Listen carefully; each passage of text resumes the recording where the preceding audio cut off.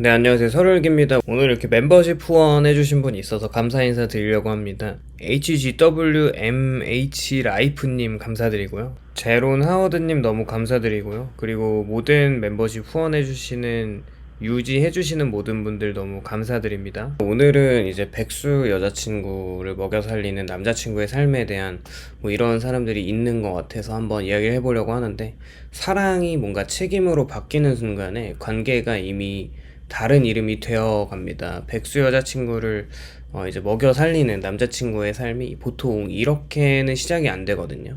처음에는 뭐 잠깐 쉬는 중이다, 요즘에 뭐 일이 안 맞아, 뭐 곧 다시 시작할 거다 같은 말들로 포장이 됩니다. 이게 뭔가 결혼을 해서 발생하는 거라면은 그냥 뭐 내가 선택한 어떤 결혼에 대한 책임을 질 수 있지만, 사실 이런 가족 관계에 어떤 법적인 의무가 없다면 뭐 이렇게 사는 남자들은 좀 이해가 되진 않는데, 물론 뭐 그 말들이 거짓은 아닐 수 있지만, 문제는 이 그 말이 얼마나 오래 유지되는지, 그리고 그 기간 동안에 누가 어떤 비용을 지불하는지가 관건인데, 관계 초반에 사실 남자가 크게 불만이 없죠. 사랑하는 사람을 돕는 일을 책임감처럼 느끼고 오히려 스스로를 괜찮은 사람으로 느끼게 합니다. 뭔가 밥값을 내고 월세 일부를 부담하고 생활비를 대신 계산해주는 행동은 희생이 아니라 뭔가 배려라는 이름으로 합리화되거든요.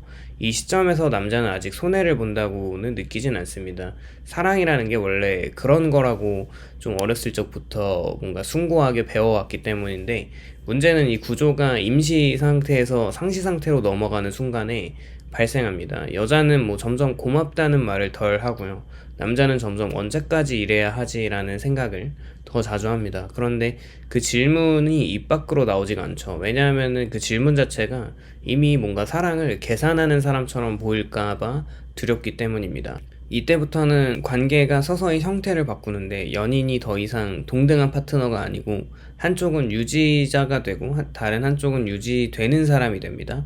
이 변화는 뭐 선언을 하지 않고 그래서 더 위험한데, 남자는 책임을 떠안지만 그 책임을 선택했다고 또 느끼지 않고, 여자는 보호를 받지만 그 보호의 대가를 정확히 인식하지 못하죠.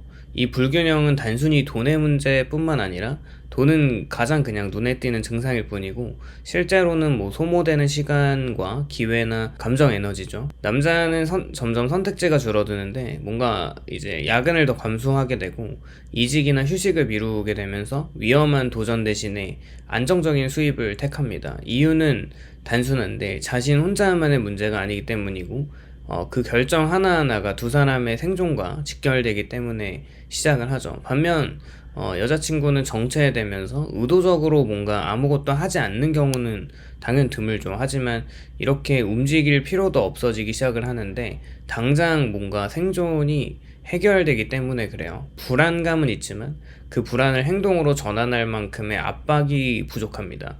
뭐 이제 부모님이랑 산다고 하면 더 하겠지만, 뭐 혼자 산다면 이런 압박으로 인해서 무조건 일을 닥치는 대로 아무거나라도 할 텐데, 이런 압박을 대신 남자가 받고 있기 때문이고, 이 지점에서 흔히 등장하는 착각이 있다면, 지금은 힘든데 서로 의지하면서 버티는 시기다. 하지만 이 말은 현실을 미루는 데에도 유용해도 문제를 해결해 주진 않죠. 왜냐하면 이 관계가 이미 비가역적인 방향으로 움직이고 있기 때문에 그래요. 남자는 점점 연인이 아니라 후견인 같이 되어가고 있어요. 여자는 점점 연인이 아니라 관리 대상에 가까워지고, 이 구조가 굳어질수록 대화의 질은 떨어집니다. 돈 이야기는 갈등이 되고 미래 이야기는 부담이 되면서 각자의 불만은 지금 상황에서 그걸 왜 말하냐라는 말로 봉인이 되죠. 갈등을 피하는 것이 관계를 유지하는 방법이 되는데, 갈등을 제거한 관계는 또 평화롭지가 않아요. 그저 말하지 않은 긴장 위에 떠 있을 뿐이죠.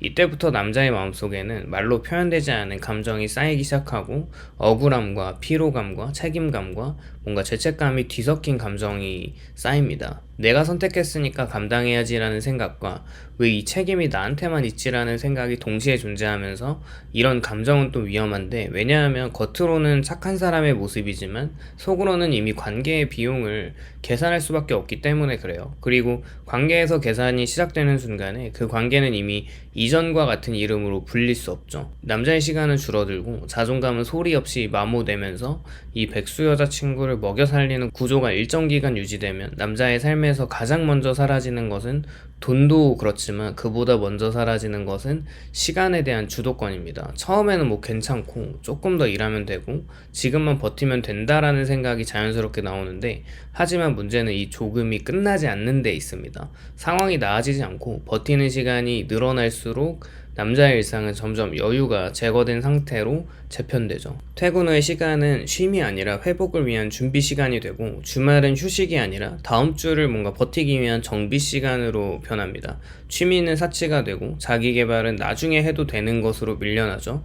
남자는 점점 자기 삶의 중심에서 밀려나는데, 중요한 것은 이 과정이 겉으로 드러나지 않는다는 점입니다. 남자는 여전히 책임감 있는 사람처럼 보이고 성실하고 묵묵히 뭔가 감당하고 있고 불평하지 않는 모습에 오히려 주변에 칭찬을 받기도 하죠. 하지만 그 칭찬은 남자의 삶을 조금 더 가볍게 만들어주지 않는데, 시간이 줄어들면 선택지도 함께 줄어듭니다. 이직을 고민할 수 있는 여유는 사라지고 새로운 분야에 도전할 가능성도 급격하게 낮아지죠. 리스크를 감수할 수 없기 때문인데, 그 선택이 더 이상 개인의 커리어의 문제가 아니라 두 사람의 뭔가 생존 문제가 되어버렸기 때문이에요. 이 지점에서 남자는 각 자신도 모르게 보수적인 인간으로 변합니다. 모험을 싫어해서가 아니라 실패할 수 없기 때문이고, 이 변화는 자존감에 직접적인 타격을 또 줍니다.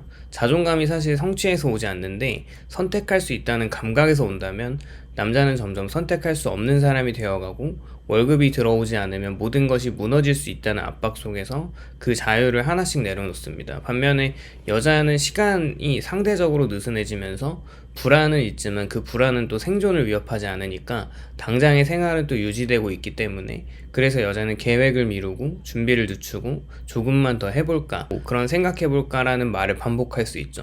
이때 남자에게 생기는 가장 위험한 감정은 비교인데, 나는 이렇게 바쁜데 왜 너는, 그리고 내가 왜 너를 먹여 살려야 하지, 이 생각이 곧바로 죄책감에 의해 눌리기도 하고 사랑하는 사람을 비교 대상으로 삼는 순간에 자신이 옹졸해진 것 같기 때문이죠. 그래서 남자는 말을 삼키고 말을 삼킬수록 감정은 쌓이고 감정이 쌓일수록 자존감은 마모되죠. 자존감이 마모된 사람의 특징은 명확합니다. 자기 기준이 흐려지고 화를 내지 못하면서 불합리한 상황을 스스로 합리화시켜 나갑니다. 내가 좀 더 참으면 괜찮아질 거야 라는 말은 사실상 자기 포기에 다른 표현인데, 이 구조에서 여자는 딱히 악의는 아니에요. 문제는 이 악의가 아니라 역할의 고착이죠. 남자가 모든 현실을 부담을 떠안는 순간에 여자는 점점 보호받는 위치에 있는 사람이라는 정체성에 익숙해져 가고, 이 익숙함은 안도감을 주지만 동시에 변화의 필요성을 느낄 수밖에 없죠.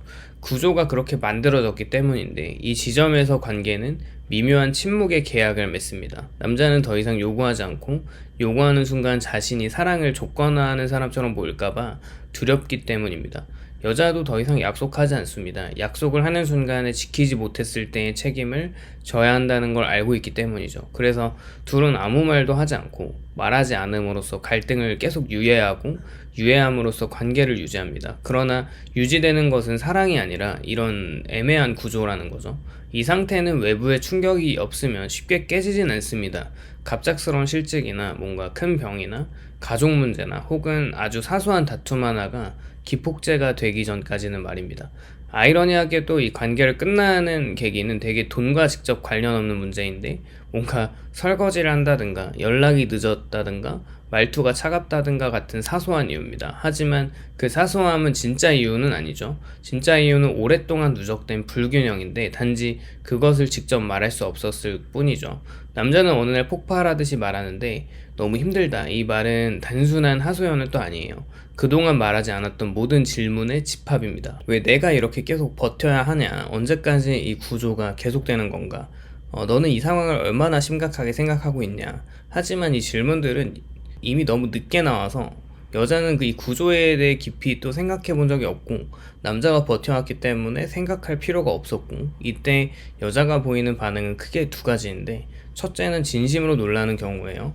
이렇게까지 힘든 줄 몰랐다. 이 말은 거짓이 사실 아닐 수 있지만 그 말은 동시에 남자에게 또 다른 상처를 주죠. 자신이 얼마나 오래 얼마나 깊게 신호를 보내왔는지 아무도 알아차리지 못했다는 사실 때문인데, 또 두 번째는 방어적으로 반응하는 경우입니다.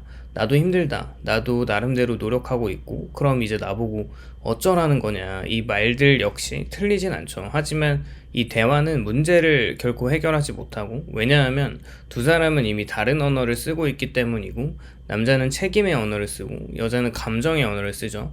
그렇게 남자는 구조를 말하고 여자는 상태를 말하면서 이 간극이 쉽게 메워지진 않습니다. 남자는 점점 냉소적으로 변하고 여자는 점점 위축되거나 분노합니다.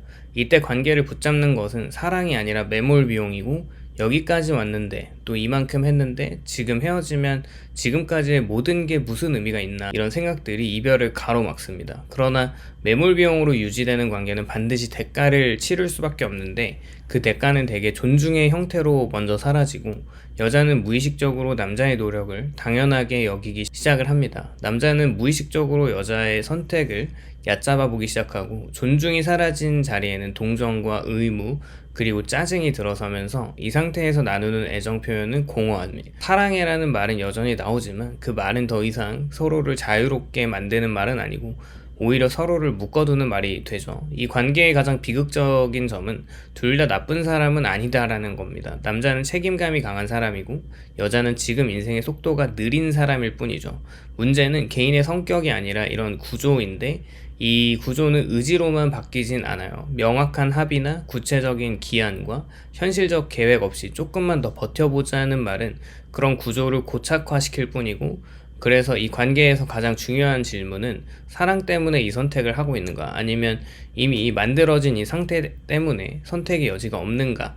만약에 후자라면 그 관계는 이미 한 사람의 삶을 잠식하고 있는 중이고, 사랑이 서로의 가능성을 넓혀야 한다면 한 사람의 가능성의 대가로 유지되는 관계는 사랑이 아니라 의존입니다. 백수 여자친구를 먹여 살리는 남자친구는 어떤 그 삶이 겉으로 보면 헌신적이고 책임감이 있어 보이는데, 그 이면에는 말하지 않는 질문들과 미뤄진 결정들이 쌓여 있어요.